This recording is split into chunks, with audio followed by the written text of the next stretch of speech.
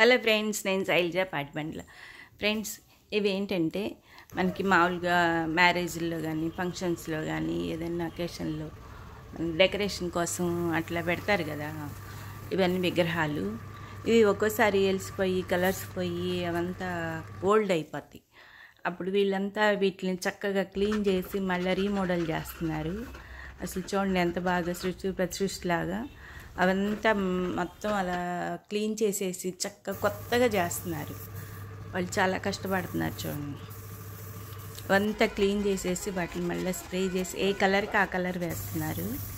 వాళ్ళు పాపం చూడండి, వాళ్ళు ఎండల్లో వర్క్ చేస్తున్నా సరే అవి అంత పెయింట్ అంత స్ప్రే చేసినా సరే మాస్కులు అవి కూడా వేసుకోకుండా అంత కష్టపడుతున్నారు.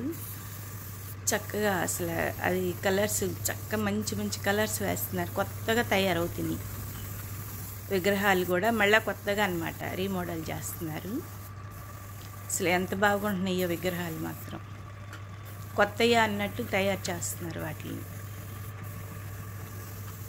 మన ఇంట్లో కూడా అలా పాతబడిన విగ్రహాలు ఏమైనా ఉంటే వాళ్ళ దగ్గర తీసుకెళ్తే చేస్తారు. చక్కగా రీమోడల్ అంతా చేసి కొత్తగా తయారు చేస్తారు. ఇది ఎక్కడంటే మనకి ఇస్కాన్ టెంపుల్, రామలింగేశ్వర నగర్ వెళ్ళే ప్లేస్లో అక్కడ ఇస్కాన్ టెంపుల్ ఉంటుంది. వాళ్ళు అక్కడ వర్క్ చేస్తున్నారనమాట, చాలా బాగా చేస్తున్నారు.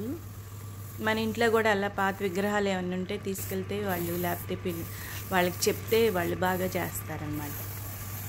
చూడండి ఎంత బాగా చేశారు. ఓకే ఫ్రెండ్స్, వీళ్ళ కష్టానికి ఒక లైక్ ఇవ్వండి.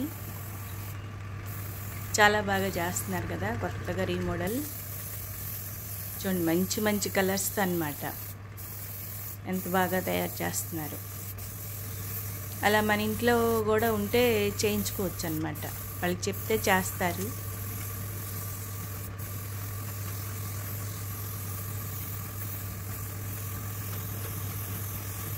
చాలా కొత్తగా వస్తున్నాయి